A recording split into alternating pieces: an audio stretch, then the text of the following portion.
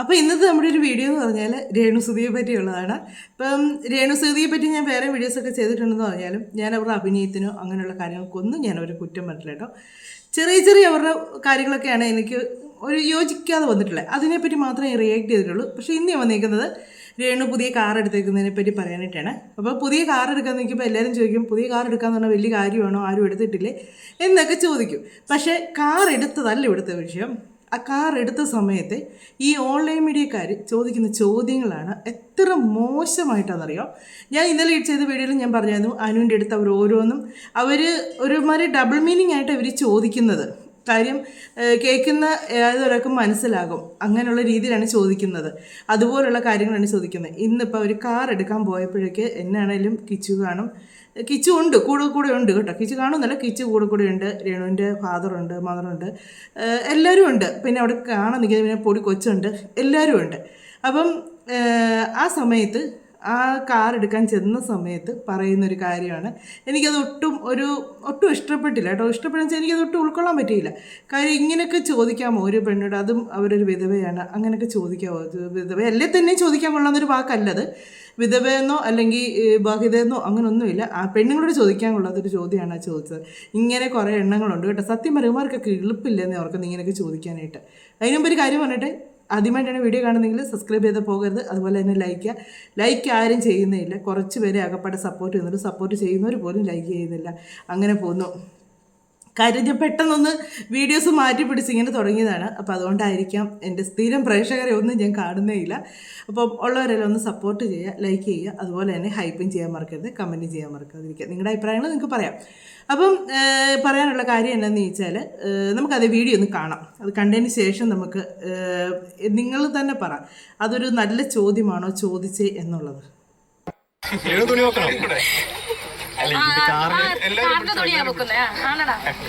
രേണു കാറിന്റെ തുണി പൊക്കാൻ പോവാണ്. ഇതിങ്ങനെ പൊക്കണോ? ചോദിച്ചതെന്നറിയാം, രേണു തുണി പൊക്കാൻ പോകുമല്ലേ എന്നാണ് ചോദിച്ചത്. അപ്പോൾ രേണു പെട്ടെന്ന് തിരിച്ച് രേണുവിൻ്റെ മുഖം ആദ്യം ഇതാകുന്നുണ്ട്. എന്നിട്ട് രേണു പറഞ്ഞിട്ട് ആന്നറ ഞാൻ കാറിൻ്റെ തുണി പൊക്കാൻ പോവുക എന്ന് പറഞ്ഞ്. അമ്മമാർക്ക് ചോദിക്കുക, വേറെ എങ്ങനെ വേണമെങ്കിലും ചോദിക്കാം, രേണു തുണി പൊക്കാൻ പോകണമെന്ന് ചോദിക്കണേ.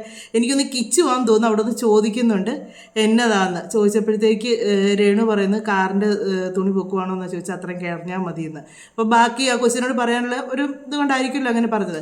അതാ പറഞ്ഞത്, ഈ ഓൺലൈൻ മീഡിയക്കാരെന്ന് പറഞ്ഞിട്ടുണ്ടല്ലോ, എനിക്കറിയാൻ പറ്റില്ല ഇത്രയും നെറുകെട്ടവന്മാരുണ്ടോ എന്ന് ഓർക്കുന്നത്. ഇവന്മാർക്കൊന്നും ഒരു പണിയില്ല കേട്ടോ. ഈ രേണുവിൻ്റെ പുറകെ ഇങ്ങനെ നടക്കുക. അത് 1-2 പേരൊന്നുമില്ല കേട്ടോ, ഒരു 3-4-5 എണ്ണം ഉണ്ട്. ഇവന്മാർക്ക് ഇതിനൊന്നും ചിലവില്ലെന്ന് പറഞ്ഞാൽ. പിന്നെ ഒരു കാര്യമുണ്ട്, രേണുവിൻ്റെ വീഡിയോ ഇട്ട് കഴിഞ്ഞാൽ അങ്ങ് കയറിപ്പോവും. രേണുവിനെ സപ്പോർട്ട് ചെയ്യുന്നവരാണ് കൂടുതലായിട്ടുള്ളത്, അങ്ങനെ കയറിപ്പോയി. ഇവരൊക്കെ അതുകൊണ്ടായിരിക്കും ഇങ്ങനെ നടക്കുന്നത്. എന്നെയാണെങ്കിലും നടക്കുന്നതിന് എടുക്കുന്നതിന് വീഡിയോ എടുക്കുന്നതിന് ഒന്നും കുഴപ്പമില്ല, ആർക്ക് വേണമെങ്കിലും എന്നെ ഉള്ളിൽ ചെയ്യാം. പക്ഷേങ്കിൽ ചോദിക്കുന്ന ചോദ്യങ്ങൾക്ക് ഒരു ഇച്ചിരി കൂടി ഒരു സ്റ്റാൻഡേർഡ് നോക്കി ചോദിക്കുക. കാര്യം എന്നത് വായിക്കട്ടെ, ഇത് മറ്റുള്ളവർ കേൾക്കുകയും കൂടെ ചെയ്യുന്നുണ്ട്. അപ്പം രേണു കാറെടുത്ത കാര്യമൊക്കെയാണ് പറയുന്നത്. കാറെടുത്ത് അവർ അമ്മയും മക്കളും എല്ലാം കൂടെ നിന്നാണ് വണ്ടിയെടുത്ത് അവർ ഒന്നിച്ച് കാറ് കീ മേടിച്ചതും രേണു കിച്ചും കൂടെ നിന്നാണ്. അതുകൊണ്ട് എനിക്കൊന്ന് ഈ പ്രാവശ്യം സോഷ്യൽ മീഡിയയിൽ അങ്ങനെ വലിയ പ്രശ്നങ്ങൾ വരാൻ സാധ്യതയില്ല. കാര്യം വെച്ചാൽ കിച്ചു കൂടെ ഉള്ളതുകൊണ്ട് ആരും എനിക്കൊന്നും ഇതിനെപ്പറ്റി ഇങ്ങനെ അനങ്ങുന്നില്ലെന്ന് തോന്നി. കാറെടുത്തതിനെ പറ്റി അങ്ങനെയുള്ള കാര്യങ്ങളൊന്നും അനങ്ങുന്നില്ല. എന്നാലും ഇതിൻ്റെ ഇടയ്ക്കൊക്കെ കുറേ കാര്യങ്ങളൊക്കെ ഇവർ സംസാരിക്കുന്നുണ്ട് കേട്ടോ. സംസാരിക്കുന്നുണ്ടെന്ന് പറഞ്ഞാൽ ആ വീടിനെ പറ്റിയൊക്കെ സംസാരിക്കുന്നുണ്ട്. അപ്പോൾ അതിൻ്റെ ഇടയ്ക്ക് രേണുവിൻ്റെ ഒരു ഗർഭം ഉണ്ടായിരുന്നല്ലോ, അതിനെപ്പറ്റി സംഭവങ്ങൾ പറയുന്നുണ്ട്. നമുക്കതെല്ലാം ഇതിനകത്തൊരു കുറേ ചേക്കാം. അതിൻ്റെ ഇടയ്ക്ക് ഒരു പുള്ളിക്കാരി, ഞാനവരുടെ പേര് മറന്നു കേട്ടോ, ഷീനാന്നോ അങ്ങനെയാണെന്ന് തോന്നുന്നു. അവരിങ്ങനെ ഇത് രേണുവിൻ്റെ വീട്ടിൽ പോയി വീഡിയോ എടുത്ത് ഇതിൻ്റെ കാര്യങ്ങളൊക്കെ ഇങ്ങനെ പറഞ്ഞിട്ടുണ്ടായിരുന്നു. അബോർഷൻ ആയതിൻ്റെ കാരണം പറയുന്നുണ്ട്. കുഞ്ഞിന് വളർച്ചയില്ലായിരുന്നു, അതുകൊണ്ടാണ് അത് അബോർട്ട് ചെയ്തതെന്ന് പറയുന്നുണ്ട്. അത് രേണു തന്നെയാണ് പറയുന്നത്. ആ വീഡിയോ പക്ഷേ ഇനി അതിട്ട് എടുത്തിട്ടില്ല. അവരിങ്ങനെ പറയുന്നത് ഇത് ഞാൻ വീഡിയോയിലൂടെ കണ്ടായിരുന്നു. രേണു തന്നെയാണ് പറയുന്നത്. അവരുടെ വീട്ടിൽ ചെന്ന് അതിനൊരു എല്ലാവരും രേണുവിനെ കുറ്റപ്പെടുത്തുന്നു, അതിനെപ്പറ്റി മാത്രം രേണു ഒരു ക്ലാരിറ്റി കൊടുക്കുന്നില്ല എന്ന് പറയുന്നെന്നും പറഞ്ഞുകൊണ്ട് ഇവരവരുടെ വീട്ടിൽ ചെന്ന് ഇൻ്റർവ്യൂ ആയിട്ടൊന്നുമില്ല, ഇങ്ങനെ സംസാരിച്ച് രേണു അതിന് ഉള്ളൊരു ക്ലാരിറ്റി കൊടുക്കാൻ പറയുന്നു. അപ്പോൾ രേണു പറയുന്നു കുഞ്ഞിന് വളർച്ചയില്ലായിരുന്നു, അതുകൊണ്ടാണ് ഇത് അബോർട്ട് ചെയ്തത് എന്ന് പറയുന്നു. അത് സുധിച്ചേട്ടനും അറിയായിരുന്നു എന്നൊക്കെ പറയുന്നുണ്ട്. എനിക്ക് അതിനെപ്പറ്റി ഒന്നും അന്വേഷിക്കാൻ ഞാനും പോകുന്നില്ല. ഇങ്ങനൊരു കാര്യം വന്നു. ഇനി നമുക്ക് വേറെ കുറച്ച് കാര്യങ്ങളോടൊക്കെ കാണാം. കിച്ചു രേണു കൂടെ കീ മേടിക്കുന്നതും അതൊക്കെ സത്യം പറഞ്ഞാൽ എനിക്ക് ഭയങ്കര സന്തോഷം തോന്നി കേട്ടോ. അവർ അമ്മയും മോനും കൂടെ നിന്ന് കീ മേടിക്കുന്നതും രേണു പറയുന്നതും ഒക്കെ എനിക്ക് ഒരുപാട് സന്തോഷം തോന്നി കാണുമ്പോഴത്തേക്ക്. ഇപ്പോൾ രേണു കീ മേടിക്കില്ല, അപ്പോൾ അതുപോലെ തന്നെ ഇവർ പറയുന്നുണ്ട് കേട്ടോ. പക്ഷെ അതിനകത്തുണ്ടോ എന്ന് എനിക്കറിയത്തില്ല. കാറ് കൊടുക്കുന്നവർ പറയുന്നുണ്ട് അതിന് എന്നാ പ്രശ്നങ്ങളുണ്ടെങ്കിലും ഞങ്ങളത് മാറ്റി കൊടുക്കുന്ന കാര്യം വീടിൻ്റെ കാര്യം വെച്ചായിരിക്കും അവർ പറയുന്നത്. നിങ്ങളുടെ എല്ലാവരുടെയും സാന്നിധ്യത്തില് എല്ലാവരുടെയും പ്രാർത്ഥനയോടുകൂടി നമ്മുടെ രേണു ചേച്ചിയുടെ ആദ്യത്തെ വാഹനം ചെത്തിമറ്റം കാസിന്ന് ചേച്ചിക്ക് ഞാൻ കൈമാറുകയാണ്. നിങ്ങളെ എല്ലാവരുടെയും സപ്പോർട്ട് ഇനി തുടർന്ന് ഞങ്ങൾക്കും ഉണ്ടാവണം, ചേച്ചിക്ക് എപ്പോഴും ഉണ്ടായിരിക്കും. മുന്നോട്ടുള്ള വണ്ടികളും ചേച്ചി നമ്മളെ തന്നെ വരും ഉറപ്പോടുകൂടി. ചേച്ചിക്ക് ഐശ്വര്യം രേണു വാങ്ങിച്ചു കൊടുക്കുക, രേണു വാങ്ങിച്ച് കിച്ചന് കൊടുക്കുക, കിച്ചന് കൊടുക്കുക. കിച്ചു കിച്ചു കിച്ചു ആ സൈഡ് ഒരു മിനിറ്റ്, ആ സൈഡ് അവിടെ രേണു രേണു അല്ല കിച്ചു അമ്മ കീ തന്നത് ആദ്യമായിട്ട് രേണു കിച്ചുവിന്റെ കയ്യിലാണ് തന്നത്. എന്ത് തോന്നുന്നു? കീ എന്തുകൊണ്ടാണ് കിച്ചുവിന്റെ കയ്യിൽ തന്നെ കീ കൊടുക്കണമെന്ന് തോന്നിയിരുന്നു? മൂത്തവനല്ലേ, ഇളയവനൊന്നും അറിയില്ലല്ലോ. രണ്ടുപേരെയും കൊടുക്കണം. പക്ഷെ ആ കുഞ്ഞിനൊന്നും അറിയാം. അപ്പൊ കിച്ചുവല്ലേ മൂത്തവനോ?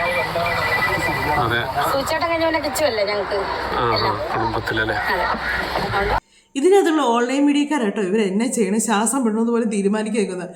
കീ കൊടുത്തപ്പം രേണു അത് മേടിച്ച് കിച്ചുവിൻ്റെ ആയിട്ട് കൊടുക്ക്. ഒരുമാതിരി തന്നെ നമ്മൾ ഈ കല്യാണത്തിനൊക്കെ മോതിരന്മാർ താലി എടുത്ത് കൊടുക്ക്, മാല എടുത്ത് കൊടുക്ക്. ഇനി അങ്ങോട്ടും ഇങ്ങോട്ടും ഈ കല്യാണം എന്നൊക്കെ പറയുമ്പോഴത്തേക്ക് ആദ്യം ഒരു ടെൻഷനും ഒരു തപ്പലൊക്കെ ആയിരിക്കും ആൾക്കാർക്ക്. അപ്പോൾ അടുത്തുനിന്ന് ഒരാൾ പറഞ്ഞു കൊടുക്കാൻ കാണും, അത് ചെയ് ഇത് ചെയ് എന്നൊക്കെ എന്ന് പറയുന്ന മാതിരിയാണ്. രേണു അങ്ങോട്ട് തിരിഞ്ഞേക്ക്, രേണു ഇങ്ങോട്ട് തിരിഞ്ഞേക്ക്, രേണു കാരണത്തൊട്ടൊന്ന് ഇരിക്ക്, ഡ്രൈവിംഗ് സീറ്റിലൊന്ന് ഇരിക്ക്, എവിടെ പോകുന്നു എന്നതിന് പോകുന്നു, ഭയങ്കര എവിടെയാണ് ബ്രേക്ക്, അറിയാൻ ചോദിക്കേണ്ടാത്ത കാര്യങ്ങളില്ല. കുറേ കഴിയുമ്പോൾ നമുക്ക് തന്നെ അങ്ങ് ബോറടിക്കും കേട്ടോ ഈ ചോദ്യങ്ങളും കാര്യങ്ങളൊക്കെ കാണുമ്പോഴത്തേക്ക്. കിച്ചനോട് തന്നെ ചോദിച്ചേട്ടോ വണ്ടി എടുത്തതിലുള്ള കിച്ചന് തന്നെ സന്തോഷമല്ലേ ഉണ്ടാവുള്ളൂ. അവരുടെ അമ്മ ഒരു വണ്ടി എടുത്തു, അതിലൊരു സന്തോഷം. അത് അവർക്ക് അവർ മോൻ്റെ കയ്യിലോട്ട് താക്കോൽ കൊടുത്തു. ആ കിച്ചു തന്നെയാണ് വണ്ടി ഓടിക്കുകയും ചെയ്യുന്നത്. അതെനിക്കൊന്ന് രേണു ഈ പ്രാവശ്യം എല്ലാം കണക്ക് കൂട്ടി കാര്യങ്ങളെല്ലാം നോക്കി കാര്യം ഇതിൻ്റെ പേര് ഇനിയൊരു പൊങ്കാല അനുഭവിക്കണ്ടല്ലോ എന്ന് ഓർത്തിട്ടായിരിക്കാം രേണു അങ്ങനെ കിച്ചുവിനെ കൂടെ നിർത്തി. എന്നെല്ലാം കൂടെ നിർത്തിയിട്ടുണ്ട് കേട്ടോ. കൂടെ നിർത്തി കിച്ചും കൂടെ നിൽപ്പുണ്ട്. അവർ രണ്ടുപേരും ഒന്നിച്ച് നിന്നാണ് എല്ലാ കാര്യങ്ങളും ചെയ്യുന്നത്. അപ്പം ആ ഇതിൻ്റെ ഇതെല്ലാം കീ എല്ലാം മേടിച്ചു, എല്ലാം കഴിഞ്ഞു. ഇനി നേരെ ഒരു വീട്ടിലോട്ടാണ് പോകുന്നത്. അതിൻ്റെ പുറകെ ഉണ്ട് ഇവർ, ഈ വീട്ടിലോട്ട് പോകുന്ന വഴിക്കും ഉണ്ട് ഇവർ വണ്ടി വരുന്നു, കയറുന്നു. പക്ഷേ രേണു ഇടയ്ക്കിടയ്ക്ക് ഒരുമാതിരി ഇതൊക്കെയായിട്ട് എനിക്ക് അങ്ങനെയുള്ള സംസാരമൊന്നും രേണുവിൻ്റെ എനിക്ക് ഒട്ടും ഇഷ്ടമല്ല കേട്ടോ. കാര്യം എന്നാന്ന് ചോദിച്ചാൽ രേണു വന്ന് കയറുമ്പോഴേ പറയുന്നുണ്ട്, സുധീനില ഒരുമാതിരി ആക്കിയുള്ളൊരു വർത്താനം സുധീനില വന്നത്. ഞാനിവിടെ എപ്പോഴും താമസിക്കുന്നത്, ഞാൻ വല്ലപ്പോഴും ഇവിടെ വരുന്നേ ഉള്ളൂ. ഒരിക്കലും നമ്മൾ അങ്ങനെയൊന്നും പറയരുത്. പിന്നെ ആ പുള്ളിക്കാരി ആ വീടിൻ്റെ മേളുവശമൊക്കെ ഇങ്ങനെ പോയി എന്നും പറഞ്ഞ് കാണിച്ചേക്കുന്നു കേട്ടോ. സാധാരണ നമ്മളൊരു വീട് വെച്ചാൽ അതിൻ്റെ മേളുവശം അത് സിമെൻറ്റ് ഇഷ്ടിയാണ് കണ്ടേക്കുന്നത്. അത് നമ്മൾ കോൺക്രീറ്റ് ചെയ്തെല്ലാം ചെയ്യാം. അല്ലെങ്കിൽ അത് തേച്ചില്ലെങ്കിൽ അതിനകത്തോടെ വെള്ളം ഇറങ്ങും, എന്നാണ് ഭിത്തിക്കകത്തോട്ട് വെള്ളം ഇറങ്ങും. പക്ഷെ അവർ വന്നേച്ച് രേണുവിൻ്റെ വീട്, ഞാൻ പറഞ്ഞില്ലേ രേണുവിൻ്റെ ഗർഭത്തിൻ്റെ സത്യാവസ്ഥ അറിയിക്കാൻ വന്ന ആ പുള്ളിക്കാരി ആ വീടിൻ്റെ അടുത്ത് വീഡിയോ ഒക്കെ എടുത്ത് കാണിക്കുന്നുണ്ട്. ഇത് കണ്ടോ. പക്ഷെ അത് കാണുമ്പം ഒത്തിരി പൊളിഞ്ഞ് പോയിട്ടുണ്ട്. പിന്നെ പായലൊക്കെ പിടിച്ചിട്ടുണ്ട്. ഇപ്പം ഞാൻ പറഞ്ഞ 1.5 വർഷമായി എന്ന് പറയുന്ന വീട് വെച്ചിട്ട് നമ്മുടെ ഇവിടുത്തെ കാലാവസ്ഥയ്ക്ക് പെട്ടെന്ന് പായലൊക്കെ പിടിച്ച് വീടൊരു പന്നലാകും പെട്ടെന്ന്. അത് എങ്ങനെ എന്നാന്ന് പറഞ്ഞാലും നമ്മൾ പെയിൻ്റ് അടിച്ച് ഈ മഴ ഇങ്ങനെ ഇതായിട്ട് നിൽക്കുന്നതുകൊണ്ട് നമുക്ക് കാലാവസ്ഥയുടെ ഒരു പ്രശ്നം കൊണ്ടാണ് പെട്ടെന്ന് നമുക്ക് ഇതാകും. പക്ഷെ ഒന്ന് പെയിൻ്റൊക്കെ അടിച്ചിടാമെങ്കിൽ ഇച്ചിരി രേണുവിനോട് ചോദിക്കുന്നുണ്ട് പെയിൻ്റ് ഒന്ന് അടിക്കണ്ടേ എന്നൊക്കെ ചോദിക്കുന്നുണ്ട്. വീണ് 1.5 വർഷമായില്ലേ. എന്നിട്ട് രേണു പറയുന്നു അതിനൊക്കെ ചെയ്യാം, അതിനുള്ള പൈസയൊക്കെ ഒന്ന് റെഡി ആകട്ടെ എന്ന് പറയുന്നുണ്ട്. ന്യായമൊന്നും അല്ല. പിന്നെ നമ്മളൊക്കെ തന്നെ അവരുടെ വീട് അവരുടെ കാര്യങ്ങൾ. പിന്നെ ഇങ്ങനെയൊക്കെയുള്ള കാര്യങ്ങളൊക്കെ പറയുമ്പോഴത്തേക്ക് രേണു അവിടെ നിന്നേച്ച് സൈഡൊക്കെ പൊളിഞ്ഞിട്ടുണ്ട് കേട്ടോ. അതൊക്കെ ഇങ്ങനെ പൊളിഞ്ഞതാണോ, പിള്ളേരുള്ള വീടൊക്കെ ആകുമ്പോഴത്തേക്ക് എന്നതിലൊക്കെ വെച്ച് ഇടിക്കുകയൊക്കെ ചെയ്യുമ്പോഴത്തേക്ക് അങ്ങനെയൊക്കെ വരും. ഞങ്ങൾ ഇവിടോട്ട് വന്നതിന് ശേഷമുള്ളൂ പിള്ളേർ ഭിത്തി വരയ്ക്കൽ നിർത്തി. ഇവിടെ വന്നപ്പോൾ ഞാൻ പറഞ്ഞാൽ അടിച്ച് ശരിയാക്കുമെന്ന് പറഞ്ഞതിന് ശേഷമാണ് ഇവിടുത്തെ ഭിത്തി വരയ്ക്കാതിരുന്നത്. താഴെ ഞങ്ങളുടെ പഴയ വീടെന്ന് പറഞ്ഞാൽ ആ വീടിനകത്ത് ചുമ്മാ പെൻസിലെടുത്ത് അങ്ങ് വരയ്ക്കുമായിരുന്നു. ഞാൻ ഉത്തര പറഞ്ഞാലും കേൾക്കത്തില്ല. ഇവിടെ വന്ന് കഴിയുമ്പോഴത്തേക്കും പറഞ്ഞു ഇവിടുത്തെ ഏതെങ്കിലും ഒരു ഭിത്തിയെ വരച്ചാൽ 2 അടി മേടിക്കും. അതുകൊണ്ട് അങ്ങനെ ഭിത്തി വരയ്ക്കൽ അതോടുകൂടി അവരുടെ നീർന്നു കേട്ടോ. അതിനിപ്പോൾ പടം വരയ്ക്കലായിരുന്നു ഭിത്തിയിൽ. എത്ര പറഞ്ഞാലും കേൾക്കുകയില്ലായിരുന്നു. പിള്ളേരൊക്കെ ഉള്ള വീട് അങ്ങനെയാണ്, നമ്മൾ എത്ര പറഞ്ഞാലും അവർ കേൾക്കത്തില്ല. അതൊക്കെ സ്വാഭാവികം. അത് കഴിഞ്ഞ് രേണുവിനോട് കല്യാണക്കാര്യം ചോദിക്കുന്നുണ്ട്. രേണുവിനോട് കല്യാണത്തിൻ്റെ കാര്യം ചോദിക്കുന്നുണ്ട്. ആലോചനകൾ വരുന്നുണ്ടോ എന്ന് ചോദിക്കുന്നുണ്ട്. അപ്പോൾ രേണു പറയുന്നുണ്ട്. അത് രേണു പറയുന്നതായിട്ട് എനിക്ക്. അപ്പോൾ രേണുവിനെ ഒരു എറണാകുളത്തോ തിരുവനന്തപുരത്ത് എങ്ങാണ്ടുള്ളൊരു പയ്യൻ ഇൻസ്റ്റാഗ്രാമിലൂടെ എങ്ങാണ്ടാന്ന് തോന്നുന്നു ദേവി എന്ന് വിളിച്ച് ഭയങ്കര ശല്യം. ദേവി എന്നോട് ദേവിയുടെ കാൽപ്പാദ്യത്തിൽ അതൊക്കെ രേണു പറഞ്ഞതൊക്കെ സത്യത്തിൽ കോമഡി. രേണു പറയും ഈ പന്നം പറഞ്ഞ കാലെല്ലാം തൊടുന്നതെന്നൊക്കെ. ഇപ്പോൾ ദേവിയായിട്ടാണ് രേണുവിനെ കാണുന്നത്. അങ്ങ് ഭയങ്കര ആരാധനയായിട്ട് ഞാൻ കുറച്ച് പൈസ തരട്ടെ, ഇത്രയും ദിവസം എൻ്റെ ഫോണോ ഇൻസ്റ്റാഗ്രാമോ ഏതാണ്ട് പോയിരിക്കുമായിരുന്നോ, അതുകൊണ്ടാണ് ദേവിക്ക് മെസ്സേജ് അയക്കാതിരുന്നതെന്നൊക്കെ പറഞ്ഞാൽ അതൊക്കെ ഇങ്ങനെ ഒരു ഇതായിട്ട് പറയുന്നുണ്ട്. പിന്നെ കല്യാണത്തിൻ്റെ പറയുന്നുണ്ട്. കല്യാണം ആലോചിച്ചിരുന്നു, ആ ഒരു ഗവൺമെൻറ് ഉദ്യോഗസ്ഥനെ ആലോചിച്ചിരുന്നു. അന്നത് വേണ്ടാന്ന് വെച്ചതിന് ശേഷം പുള്ളി വേറെ കല്യാണം കഴിച്ചപ്പോൾ പോയി കാണും എന്നൊക്കെ പറയുന്നുണ്ട്. എന്നിട്ട് രേണുയോട് ചോദിക്കുന്നു ഇനി കല്യാണത്തെ പറ്റി ചിന്തിക്കുന്നുണ്ടോ എന്ന് ചോദിക്കുന്നുണ്ട്. അപ്പോൾ രേണു പറയുന്ന കാര്യം നമുക്കൊന്ന് കേൾക്കാം. എന്തായാലും 2 വർഷം കഴിഞ്ഞിട്ടേ ഉള്ളൂ ചിന്തിക്കുന്ന പോലും. ഈ ഒരു വർഷം അടുത്ത വർഷം ഒരു 34, 35, 36-ാമത്തെ വയസ്സ് നോക്കാം, ചിന്തിക്കാം. ഇപ്പൊ കുറച്ച് വർക്കുകൾ തീർക്കാനുണ്ട്. അങ്ങനെ രേണു പറയുന്നു 36-ാമത്തെ വയസ്സിൽ കല്യാണം കഴിക്കും എന്ന് പറയുന്നുണ്ട്. ഇപ്പം 33 വയസ്സ്, 34, 35 കഴിഞ്ഞ് 36-ാമത്തെ വയസ്സിൽ കല്യാണം കഴിക്കും എന്ന് പറയുന്നത്. അങ്ങനെ കല്യാണത്തെ പറ്റി പറയുന്നുണ്ട്. രേണു പറഞ്ഞത് ചിലപ്പോൾ ഞാൻ കഴിക്കും, ചിലപ്പോൾ ഞാൻ കഴിക്കത്തില്ല. ചിലപ്പം 2 വർഷം കഴിഞ്ഞ് കല്യാണം നടന്നു, ഇല്ലെങ്കിൽ ചിലപ്പോൾ ഞാൻ കല്യാണം കഴിക്കാതെ ഇങ്ങനെ ജീവിതകാലം മൊത്തം ഇങ്ങനെ അങ്ങ് എൻ്റെ വർക്കും കാര്യങ്ങളുമായിട്ട് അങ്ങ് നിൽക്കും എന്ന് പറയുന്നുണ്ട്. അപ്പോൾ രേണുവിനോട് ചോദിക്കുന്നുണ്ട് ഇത്രയും ധൈര്യം എവിടെ നിന്ന് വന്നു എന്നൊക്കെ ഇങ്ങനെ ചോദിക്കുന്ന സമയത്ത് രേണു പറയുന്നുണ്ട് ഇത്രയും ധൈര്യം വന്നത് എൻ്റെ ജീവിത സാഹചര്യങ്ങൾ കൊണ്ട് വന്നാണ്. ആയിരിക്കാം, ഇല്ലെന്ന് ഞാൻ പറയുന്നില്ല കേട്ടോ. കാര്യം എന്താണെന്ന് ചോദിച്ചാൽ അവിടെ പതറിപ്പോയാൽ തോറ്റു പോകത്തേ ഉള്ളൂ. ഒരു പെണ്ണ് ഒറ്റയ്ക്ക് ജീവിതം, അതും പ്രത്യേകിച്ച് സാമ്പത്തികമായിട്ടൊരു യാതൊരു സപ്പോർട്ടും ഇല്ലാതെ ശരിക്കും ഒരു കടത്തിന് പുറത്ത് ജീവിക്കുന്ന ഒരു വ്യക്തിയായിരുന്നു. സുധി ഉണ്ടായിരുന്ന സമയത്ത് ഇവർക്ക് കടങ്ങളായിരുന്നു എന്നാണ് പറയുന്നത്. അങ്ങനെ ഉണ്ടായിരുന്ന സമയത്ത് അങ്ങനെ ജീവിച്ചിരുന്ന ഒരാൾക്ക് പെട്ടെന്നുള്ളൊരു മരണം, ഒരു അസുഖമായിട്ട് കിടന്നൊക്കെ ആണെങ്കിൽ നമുക്ക് വിചാരിക്കാം അദ്ദേഹം ഇങ്ങനെ എപ്പോഴേലും സംഭവിക്കുന്നത്. ഇങ്ങനെയൊന്നുമില്ല. തലേദിവസം യാത്ര പറഞ്ഞ് പോയ ആൾ പിറ്റേ ദിവസം രാവിലെ അത് നേരം വെളുക്കുമ്പോൾ അറിയുന്നത് ഇങ്ങനൊരു വാർത്തയാണ് കേൾക്കുന്നത്. ആ ഒരു ഇത് തന്നെ ഭയങ്കര ഷോക്കായിപ്പോകും നമുക്ക്. പെട്ടെന്ന് കൂടെ ഉണ്ടായിരുന്ന ഒരാൾ നമ്മളെ വിട്ട് പോയെന്ന് അറിയുമ്പോഴത്തേക്ക്. പിന്നെ ഈ കുഞ്ഞുങ്ങളെ വളർത്തിക്കൊണ്ട് വരണം, ഒരു വാടക വീടാണ്, ജീവിക്കാൻ മുന്നോട്ട് ഒരു മാർഗ്ഗവും ഇല്ല. അങ്ങനെ ഒരു തൊഴിലോ ഒന്നും ഇല്ലാതെയും കൂടെ ജീവിക്കുമ്പോഴത്തേക്ക് ഭയങ്കര പ്രശ്നങ്ങളായിരിക്കും. പക്ഷെ അതിൽ ഒതുങ്ങിക്കൂടി നിൽക്കാതെ പുള്ളിക്കാരി മുന്നോട്ടിറങ്ങി വന്നു. പുള്ളിക്കാരി ആദ്യ നാടകത്തിൽ അഭിനയിക്കാൻ പോയി. അങ്ങനെ പുള്ളിക്കാരിക്ക് പറ്റുന്നൊരു മേഖല പുള്ളിക്കാരി തന്നെ തിരഞ്ഞെടുത്തു. അതുപോലെ തന്നെ പറയുന്നുണ്ട് കടകളിൽ ജോലിക്ക് ഇപ്പം ഇതിലേക്ക് വന്നില്ലായിരുന്നെങ്കിൽ ഏതെങ്കിലും ഒരു കടയിൽ എന്നേലൊക്കെ ഒരു ജോലിയായിട്ട് ഞാൻ ഏതെങ്കിലും മൂലയ്ക്ക് ഇരുന്നായിരുന്നേനെ. അതുപോലെ തന്നെ ഒരു ഗതിയും പരഗതി ഇല്ലാതെ ഇപ്പോഴും ജീവിച്ചായിരുന്നേനെ എന്ന് പറയുന്നുണ്ട്. കാര്യം കടയിലൊക്കെ നിന്ന് എത്ര രൂപ ശമ്പളം കിട്ടുന്നതെന്നുള്ളത് നമുക്കറിയാം. ഇന്നത്തെ കാലത്തെ ചിലവിന് അതൊന്നും തികയത്തുമില്ല. ഒരു വാടക വീടും കൂടെ ഒക്കെ ആകുമ്പോഴത്തേക്ക് വാടകയും കൊടുത്തു കഴിഞ്ഞാൽ പിന്നെ ഒന്നും വേണ്ട, ഒരു അസുഖം വന്നാൽ മതി കുഞ്ഞുങ്ങൾക്ക്, അതോട് തീർന്നു. നമ്മുടെ ഒരു മാസത്തെ കണക്കൂട്ടലും കാര്യങ്ങളും എല്ലാം തെറ്റിപ്പോവും. പിന്നെ പുള്ളിക്കാർ പറഞ്ഞു, ചെന്ന് ചോദിച്ചു, ബേക്കറി ജോലി ചോദിച്ചു, തുണിക്കടയിൽ ജോലി ചോദിച്ചു. അപ്പോൾ അവർ പറഞ്ഞു സുധിച്ചേട്ടൻ്റെ ഭാര്യയ്ക്ക് എങ്ങനെ ജോലി തരുന്നത്. ഒന്നെങ്കിൽ അവരത് മനഃപൂർവ്വം പറഞ്ഞ് ഒഴിവാക്കിയതാണ്, കാര്യം അവർക്ക് അവിടെ നിർത്താൻ താല്പര്യമില്ലാണ്ട് ഒഴിവാക്കിയതാണ്, അല്ലെങ്കിൽ പുള്ളിക്കാരി പറയുന്നത് നുണയാണ്. കാര്യം സുധിച്ചേട്ടൻ്റെ ഭാര്യ എന്നും പറഞ്ഞുകൊണ്ട് അത്രയ്ക്ക് വലിയ ഫെയിം എന്ന് പറഞ്ഞിട്ട് സുധി, എനിക്കിന്ന് പുള്ളി മരിച്ചപ്പോഴാണ് പുള്ളിയെ കൂടുതൽ കണ്ട് ഈ സ്റ്റാർ മാജിക്കിലൂടെ എല്ലാവരും അറിയുമായിരുന്നു, സിനിമയിലൊക്കെ ഒരുപ്പെട്ടവർക്കൊക്കെ അറിയുന്നതാണ്. അങ്ങനെ ഭയങ്കരമായിട്ടൊരു ഇതായിട്ടുള്ളൊരു അങ്ങനൊരു അത്രയും വലിയൊരു മഹാനായ ഒരു മനുഷ്യൻ്റെ ഭാര്യ എങ്ങനെ ജോലിക്ക് നിർത്തും അങ്ങനെ പറയാനുള്ള ഇതൊന്നുമില്ല. പിന്നെ എന്നു വെച്ചാൽ പുള്ളി നല്ലൊരു കലാകാരനായിരുന്നു. അങ്ങനെ ഒരു കലാകാരൻ്റെ ഭാര്യക്കാരി അവർ വലിയ സാമ്പത്തികത്തിൽ കഴിയുന്നവരുമല്ല.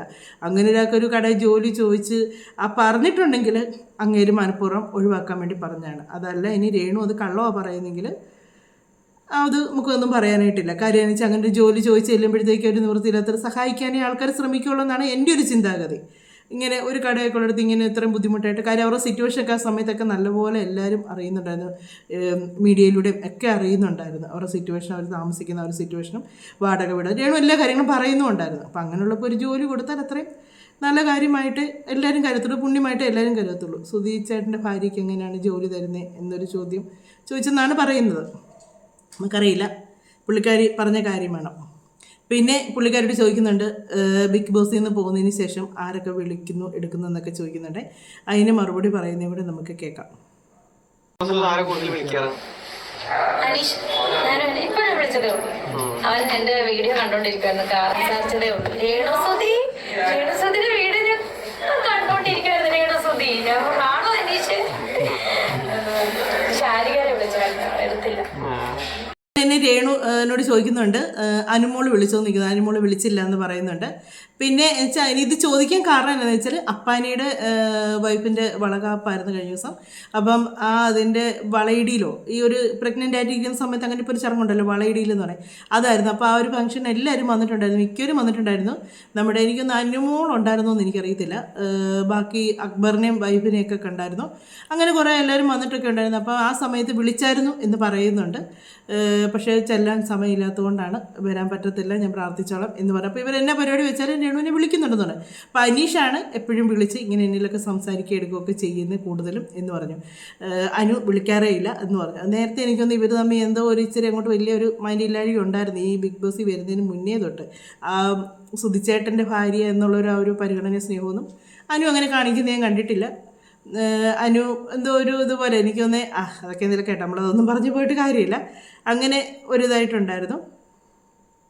പിന്നെ രേണു പറയുന്നൊരു കാര്യം എന്ന് പറഞ്ഞാൽ ഞാൻ പറഞ്ഞില്ലേ ആ ഒരു ഗർഭം അലസീൻ്റെ, സത്യം പറഞ്ഞാൽ ഇതൊക്കെ ഇങ്ങനെ അത് ഹനാനാണ് കൊണ്ടുവന്നത്. രേണു അതിനെപ്പറ്റി ആ സമയത്തൊന്നും ഒന്നും മിണ്ടിയിട്ടില്ലായിരുന്നു. അതുകൊണ്ട് എന്നാന്ന് ചോദിച്ചാൽ രേണുവിനെ ഇഷ്ടമില്ലാത്തവരെല്ലാം രേണുവിൻ്റെ മിക്ക വീഡിയോകളിലും വന്ന് രേണു ആ വീടിനെ പറ്റി പറയുമ്പോഴത്തേക്ക് ചോദിക്കുന്നുണ്ട്, നീ ഇതിനെപ്പറ്റി എപ്പോഴും സംസാരിക്കുന്നുണ്ടല്ലോ, നിൻ്റെ ഗർഭത്തിൻ്റെ കാര്യമാണ് നീ പറയാത്തതെന്ന്.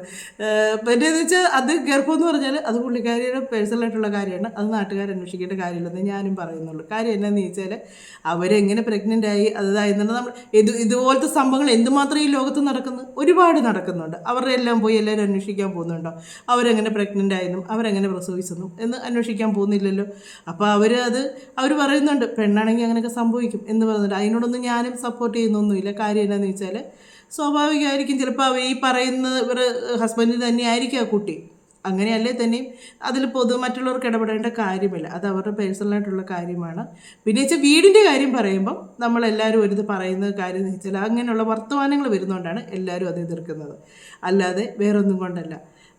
അതിനൊക്കെ പറ്റി ഈ പുള്ളിക്കാരുടെ കൂടെയുള്ള ഒരാൾ ചോദിക്കുന്നിട്ട് ദാനം കിട്ടിയ പശുവിൻ്റെ വായി പല്ലുണ്ടോ എന്ന് നോക്കണമെന്ന് ചോദിച്ചപ്പം ദാനം കിട്ടിയ പശുവിൻ്റെ വായി പല്ലുണ്ടോ എന്ന് നോക്കണ്ട, അതിന് എന്തുമാത്രം പാല് കിട്ടുമെന്ന് നോക്കണമെന്നൊക്കെ ഇങ്ങനെ ഡയലോഗ് അടിക്കാനൊക്കെ എളുപ്പമാണ്. കാര്യം എന്നാന്ന് വെച്ചാൽ ഒന്ന് ചിന്തിച്ച് ശരിക്കും നോക്കിയാൽ അറിയാം. ഇതിൻ്റെ അടുത്തുമൊക്കെ അതിനകത്ത് എവിടെ വന്നാലും അതിനെപ്പറ്റി ഒരു ചർച്ച നടക്കുന്നുണ്ട്. ആ വീടിൻ്റെ വിഷയമാണ് ഇപ്പോഴും ഏതൊരു പരിപാടി നടന്നാലും ഒരു ചർച്ച വിഷയമായിട്ട് എടുക്കുന്നത്. അത് കഴിവതും ഒഴിവാക്കാന്നുണ്ടെങ്കിൽ പകുതി നെഗറ്റീവ് മാറി കിട്ടുമെന്ന് ഞാൻ പറഞ്ഞത്. രേണുവിൻ്റെ സപ്പോർട്ട് ചെയ്യുന്ന ഒരുപാട് പേരുണ്ട്, ഇല്ലെന്ന് ഞാൻ പറയുന്നില്ല. പക്ഷേ ഈ നെഗറ്റീവ് കുറച്ചൊക്കെ വരുന്നത് ഇങ്ങനെയുള്ള കാര്യങ്ങൾ കൊണ്ടാണ്. ഇപ്പോൾ രേണുവിനോട് അതിനെപ്പറ്റി ഈ സത്യം പറഞ്ഞ സോഷ്യൽ മീഡിയ ഉള്ളവർക്ക് ഇങ്ങനെയുള്ള സംശയങ്ങൾ ഇവർക്ക് ഒരിക്കലും മാറത്തില്ല. ഇവരൊക്കെ ഈ രേണുവിനെ ഭയങ്കര സപ്പോർട്ടാണെന്ന് പറഞ്ഞ് നടന്നാലും ഇവർ തന്നെയാണ് ഓരോ കാര്യങ്ങൾ ഇട്ട് കൊടുക്കുന്നത്. ഇന്നാ പിടിച്ചോ, നിങ്ങൾ ഏറ്റെടുത്തോ, എന്നിട്ട് നിങ്ങൾ ഈ രേണുവിനെ അങ്ങ് എയറിലേക്ക് വിട്ടു എന്നുള്ള രീതിക്ക്. ഇപ്പോൾ രേണുവിനോട് ചോദിക്കുന്നത് ഇച്ചിരി അഹങ്കാരത്തോടുകൂടിയാണ് കേട്ടോ പറയുന്നത്.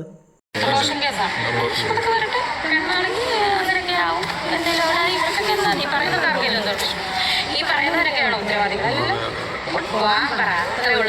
മനസ്സിലായോ? ഇങ്ങനെ ആണേലും അല്ലെങ്കിൽ പള്ളിയാണ് ഞാൻ